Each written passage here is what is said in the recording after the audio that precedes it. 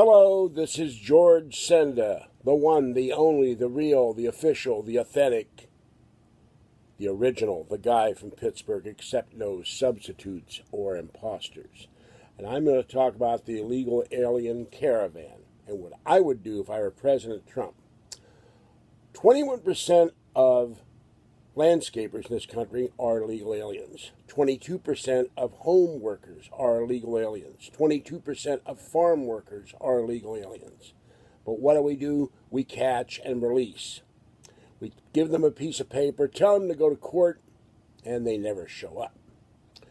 And they keep coming back in the country. One of these 7,000 mob that's coming to the country has been deported 6 times, according to Rush Limbaugh, and he bragged that he has a girlfriend in Birmingham, Alabama.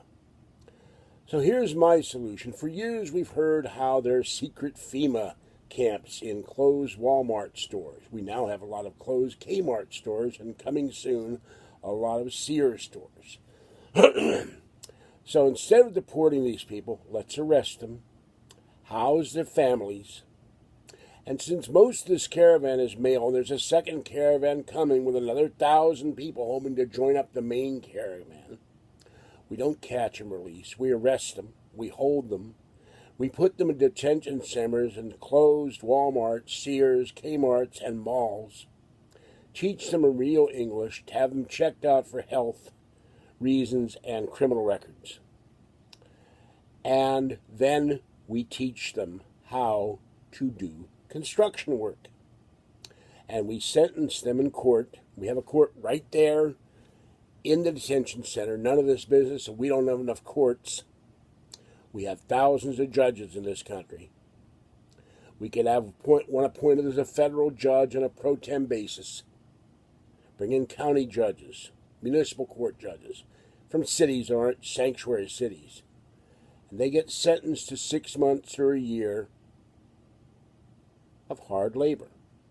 But what we do, since they claim they're so downtrodden, they make $5 a day and they can't make it, and they're one immigrant, one migrant, whatever you want to call them, illegal aliens, what I call them, said, well, I'm looking to make life better for myself and my family. They make $5 a day. Pay them $15 an hour. Since the left is so big and having American workers get $15 an hour, which jacks up prices, pay them $15 a day. Deduct the taxes, $15 an hour, sorry.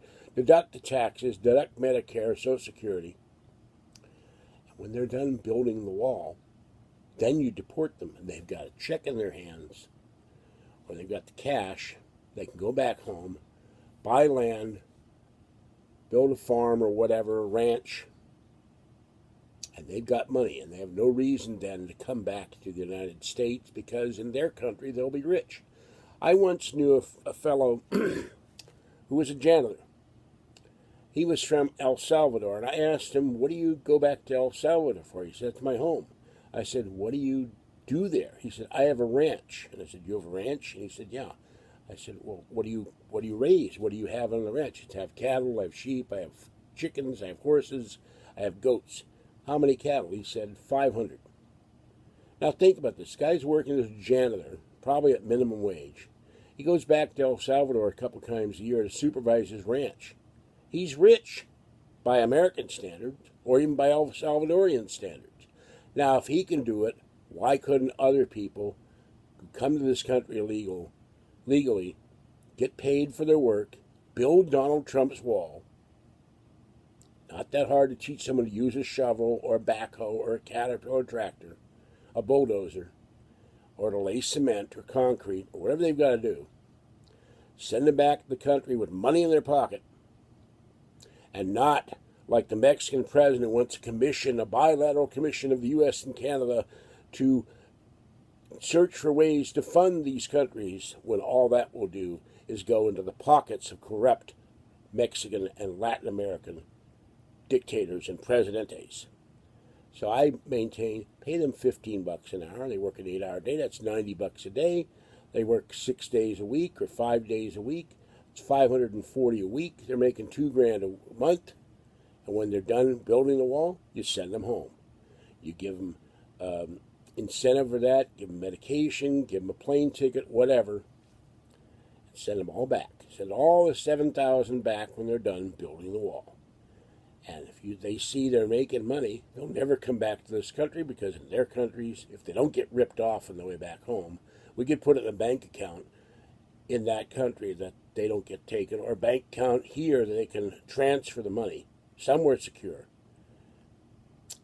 But they could buy land there, and we could have conservative Republicans help them in Costa Rica, Honduras, Guatemala, and even Mexico buy land and raise cattle or sheep or horses or goats or pigs or whatever, chickens, and then they could be a rich estancia, a rich farmer, a rich landowner in their own countries.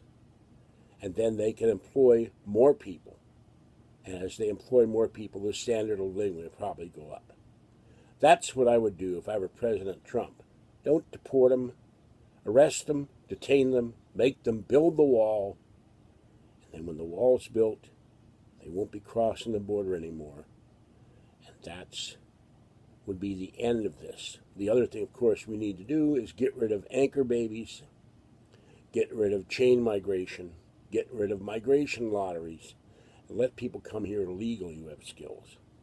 All right, this is George Senda, the guy from Pittsburgh. Have a great day. Stay wet, warm, dry, or cool as the case may be, and stay safe as the border states get ready for the onslaught of illegal aliens. And hopefully President Trump will send the National Guard, and he's legally allowed to stop an invasion. So are governors of those states, but I doubt if the sanctuary states will send any troops to the border, California being a sanctuary state. And by the way, there's evidence now the blue wave will not happen, and we'll see Republican victory on November 6th or 8th, whenever election day is. And lastly, Kathy is now a registered Republican, and she is going to vote yes on repealing the gas tax and yes on Cox, and in 2020, like I will, yes on Trump. Bye-bye for now.